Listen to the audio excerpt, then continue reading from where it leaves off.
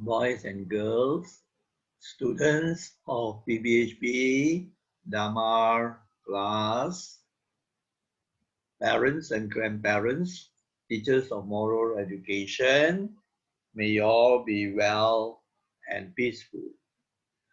Now, today we are going to do a more difficult topic, particularly suitable for secondary students, or perhaps students in Standard 6. But there might be students in Standard 4, Standard 5 who are very smart, very bright, who can follow. So you are most welcome to join in this lesson. Now we are going to talk about the essential ways to earn respect. I'll explain to you as we go along the PowerPoint. So let us launch the PowerPoint first.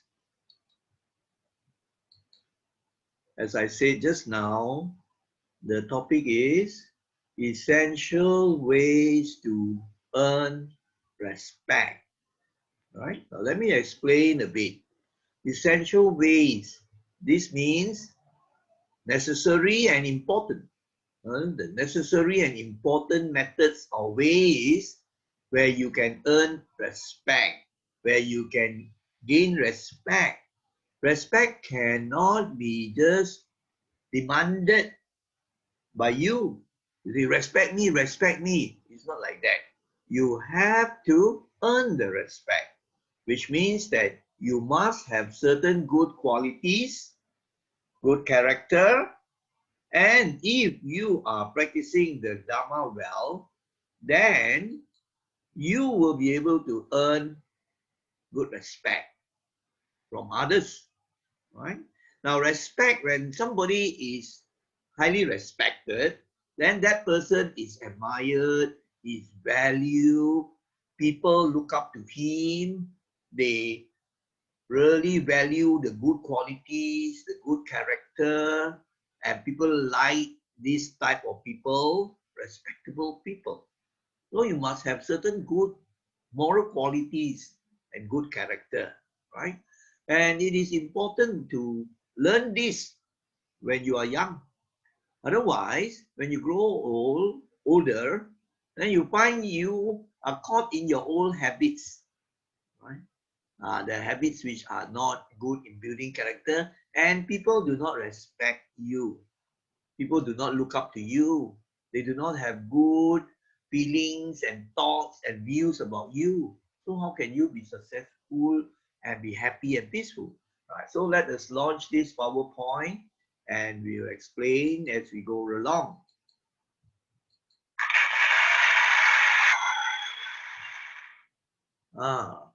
So you know that certain people are really respected by others. They have certain qualities. They have certain good ways in their character. So this also applies to young leaders, secondary students, or maybe you are prefects and so on. So let us see what are the very important things. There are many, many things in order to earn respect, right? Now let us look at the first point, being on time. Punctuality is a very important thing, right? The unpunctual person is stealing time. His time, he realizes this in his mind. If you are not punctual, actually, you are breaking the second precept. You steal time. You let people wait for you. You are not on time. So a lot of time is wasted.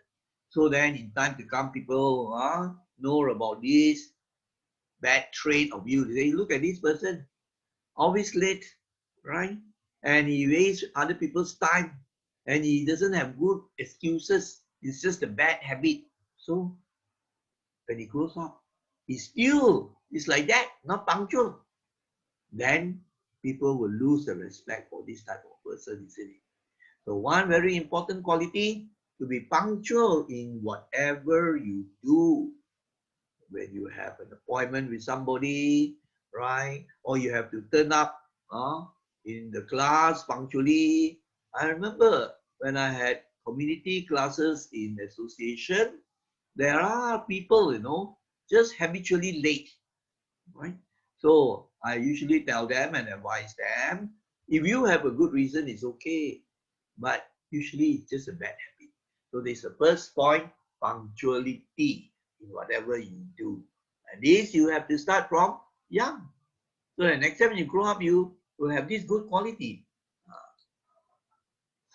good work ethic. Now, when you are doing a project, or maybe you are assigned a duty, a piece of work, you have good attitudes. You are responsible. You do the work very well. You don't do slipshod work, and you don't just keep on postponing, and then you leave work halfway done. You are not organized, systematic, very poor work ethic. And some even cheat, right? They are given a project, so they cheat, copy from others. This in time to come will lead to bad effects. People will come to know and say, oh, this person, is not honest, right? So how can people respect you if you are like that? Not honest and not responsible, cannot be trusted, right? So you see, a person who is responsible, very trusted, trustworthy, reliable, does his work very, very well and systematically, of course, he commands our respect. People say, oh, this person is a good worker. He has good work ethic. Whereas the other one, leceh one, he cannot do properly the work. So remember the second point. When one works unethically, you don't follow proper morals or ethics, then eventually you find you will face with bad effects, a bad name and reputation eventually, right? So that is the second point. Wise effort. Now, wisdom is very important. In whatever you do, you must have the wisdom. Don't do foolish things that brings harm, danger to yourself and to others. So we have to think carefully, be wise, and also be compassionate, to be able to feel compassion for other people who are not so lucky.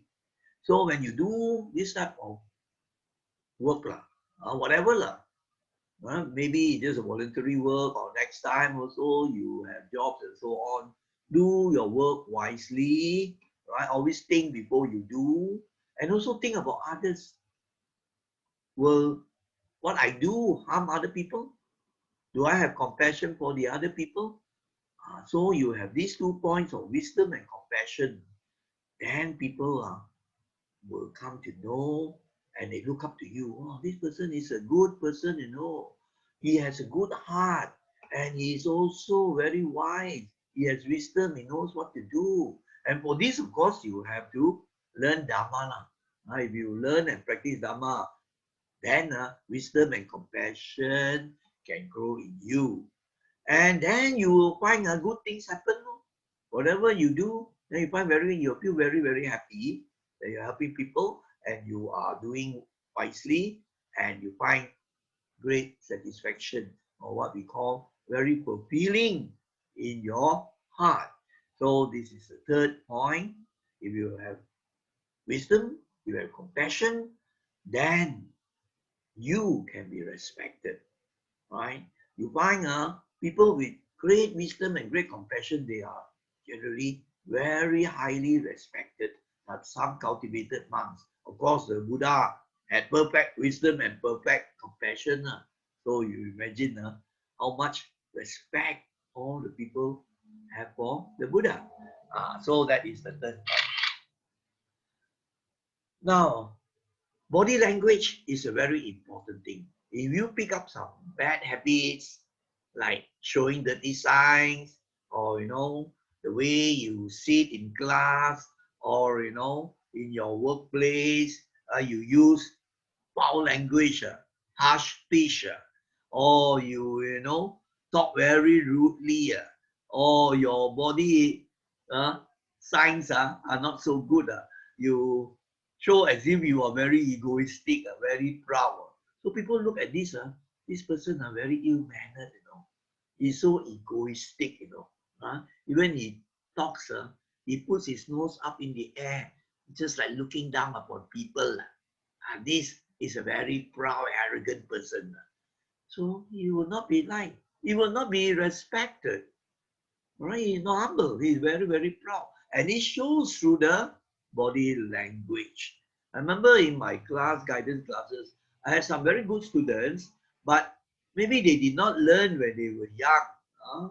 So when I taught them in the community class in upper sixth, 18-year-old students, some of them did not have good body language. As they were following the lessons, they would play with their ballpoints, and then they will look here, look there, and then they will slouch, or they will just lie down to sleep. All these convey a bad impression to the teachers and also to the other friends. So how can you be respected? So next time if you become a manager or a boss, and then you conduct a meeting, and as you conduct the meeting, you use the ballpoint and start, twirling the ballpoint in your hands, or you start blinking your eyes, or you start tapping the ballpoint on the desk to create sound, not music. So people notice this. Then they lose respect for you. You are not showing good, proper body language. And of course, this comes with good training in manners, right? Manners. Like for example, you have two teachers or two adults talking. We don't just bash through or rush through the two people. That is very, very impolite, isn't it?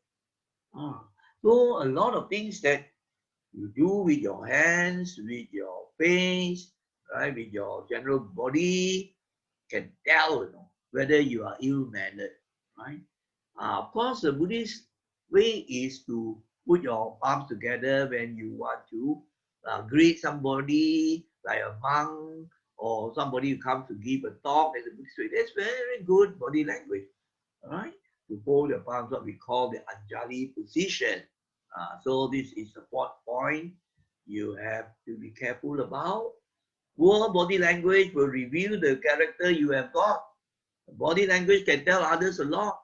The way you see, right? The way you conduct yourself in meetings, the way you follow the lessons, and then the way you speak. You just utter rough language and shout across the class. All these are not good because people will lose respect for you. Humility. Being humble is a very good quality. Of course, being proud and arrogant is not good. Right? People do not like egoistic, proud, arrogant, sombong. That is not good, isn't it? People actually don't respect proud, arrogant people. In fact, the good ones are usually humble. The half past six one thing they know a lot. Empty vessels make the most sound, so they won't be respected. And of course, a person who has this very good dana heart, doing charitable work, right? He always is very willing to come and help, not for money, but because he has a good heart. These type of people will be well looked up to. People will begin to say, look at this person, so helpful, right? He's so kind, right? He always gives his service, not for money, he just volunteers. He has done so much, to help other people, to help in the association. Then you are earning respect. Whereas another person, very selfish. 自己顾自己啦, they say, 自己顾自己的. That type, people will know, right? And people naturally will not respect this type of people.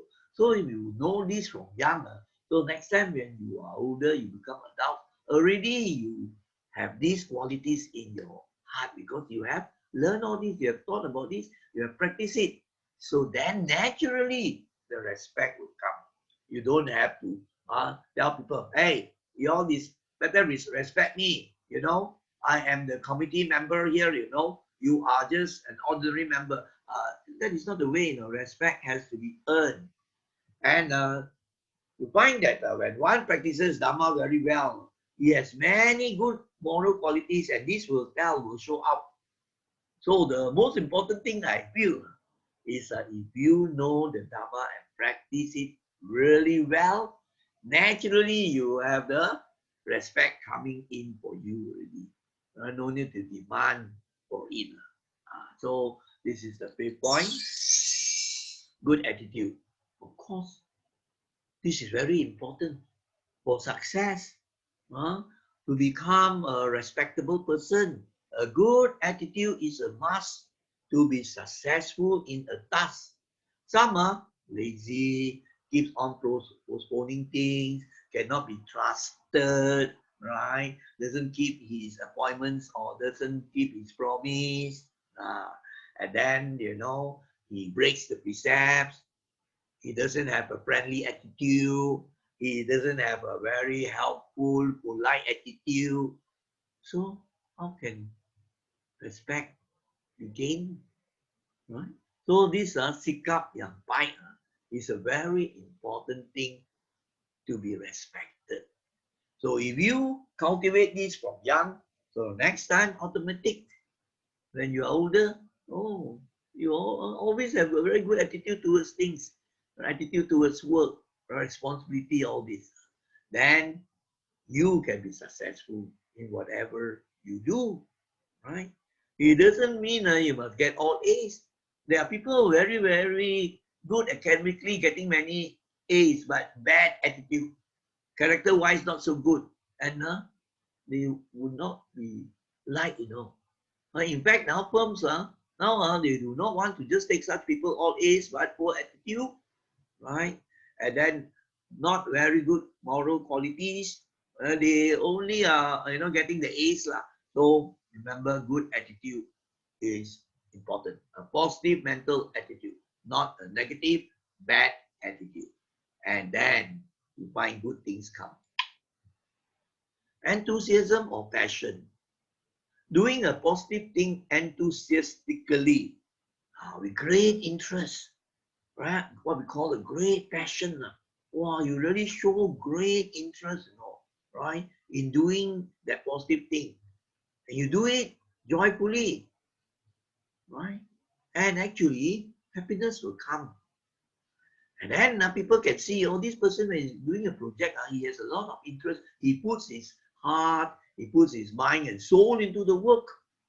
He's so passionate about it, and it comes out with very good things.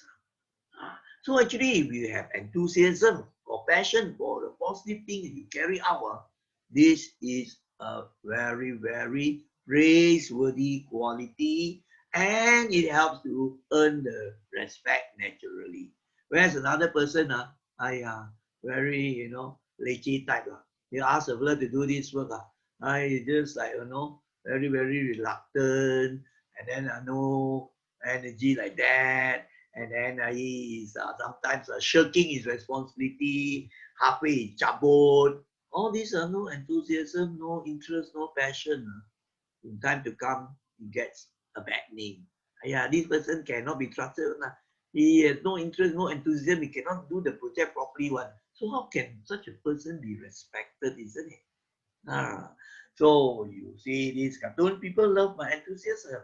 And then that person so enthusiastic, he is able to bring in other people also. You see, your other people really admire his enthusiasm and they look up to him. So you find these are good leaders.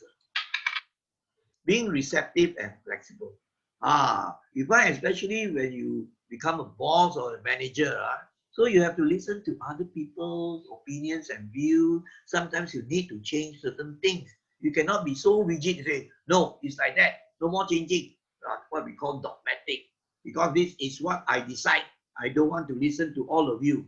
Now, how can such people be respected by others? So very rigid, what we call dogmatic, sticking on to that thing, no wisdom to change the things when necessary, and very proud because he thinks that he knows the best. he is not receptive, he doesn't welcome other people's suggestions or views, all these things, eventually you find relationship trouble starts. And you will not be able to get along with many people. He will clash because he always wants his own ways. Doesn't want to be flexible when it's time to be flexible, when the wisdom tells him, doesn't want because of ego. Do you think that this type of people can be respected? Definitely not, isn't it?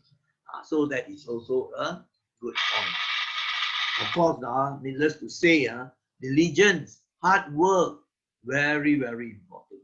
Whatever you do, a project, or whether you are studying, or later on in the office, or in the factory, wow, people can know, no, this person is a hardworking. He doesn't shirk his responsibility. He doesn't churi like that to try to escape work. He does his work diligently. And sometimes he even does extra. No, he's not calculating, right? He can even help other people. Naturally, people will look up to this type of people. Very, very open-hearted, like a bodhisattva. So you reach out to others and be hardworking. You attain many a wonderful thing. So this is again pertaining to our attitude and ethic also, right?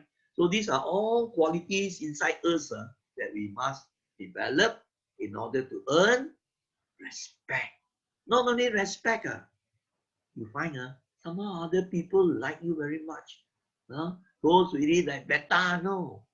So this is point number 9. Organize and being prepared.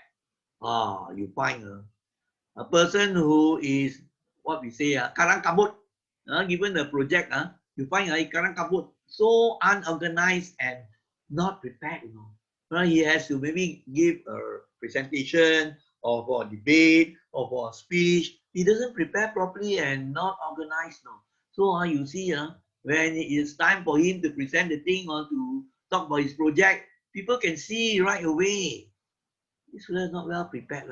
You see, jumping here and there, not organized. You think people can respect such a person?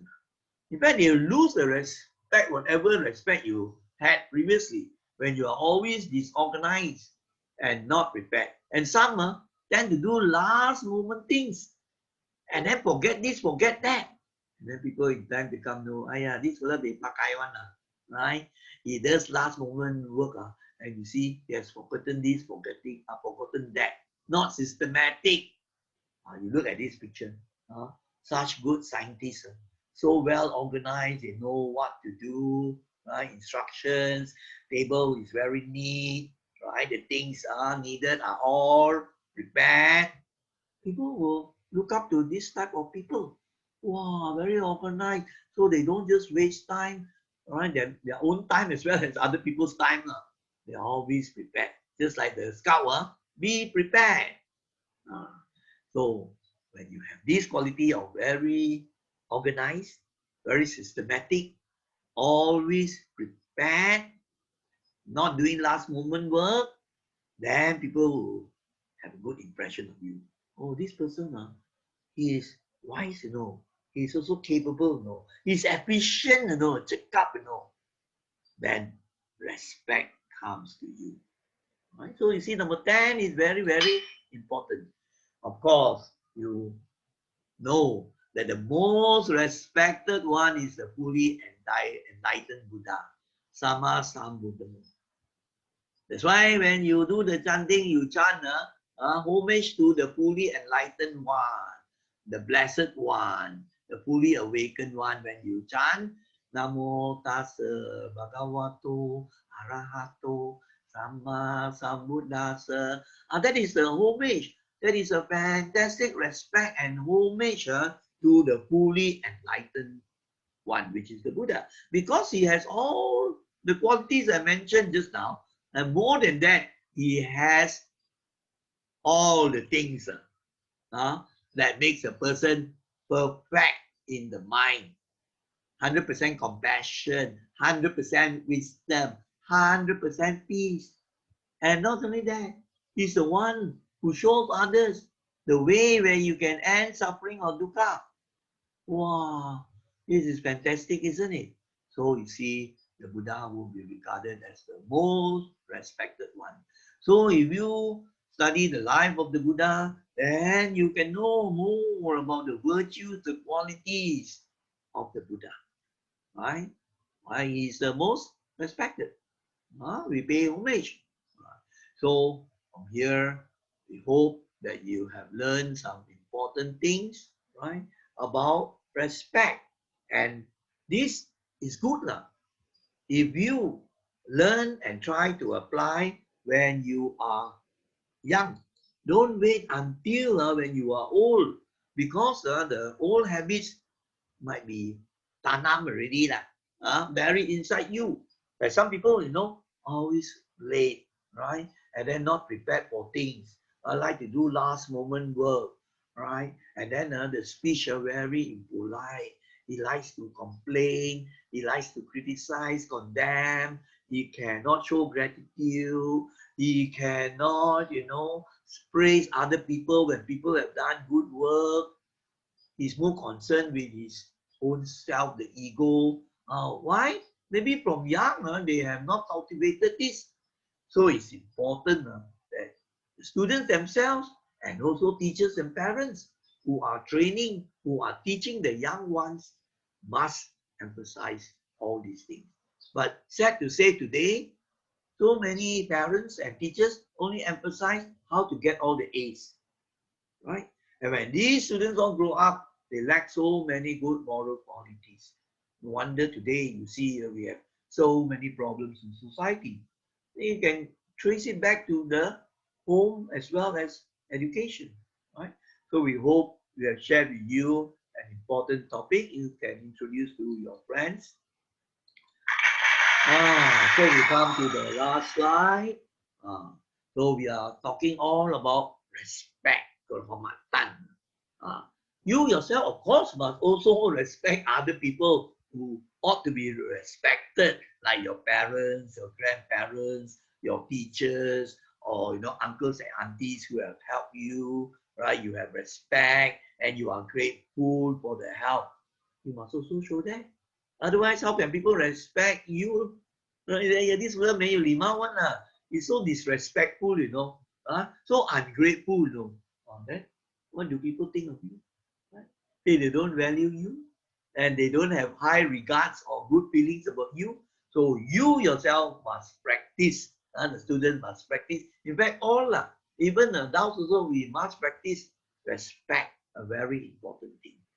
And I would suggest that you practice this point, very important, of metta. Spread metta to everyone, everywhere. Cultivate wisdom, compassion, and care. So there are 3 points here, or you can say 4 points here, which are very important. If you cultivate and develop these qualities, wow, a lot of benefits will come. And naturally, you will be admired. You will be loved. You will be respected. Why? Because you have metta and you are spreading metta to other people, right? You can't spread metta to other people if you don't develop the metta, loving kindness yourself. And then to develop the wisdom, to know what to do, what is proper, what is not proper. And this comes through learning, understanding, and practicing the Dhamma, right? And then compassion, that means this compassion also comes when we practice the Dhamma well, when we understand, all right, the way things are, understand clearly Dhamma, then your compassion grows, especially for the unfortunate ones, the needy ones. And then you have a caring heart.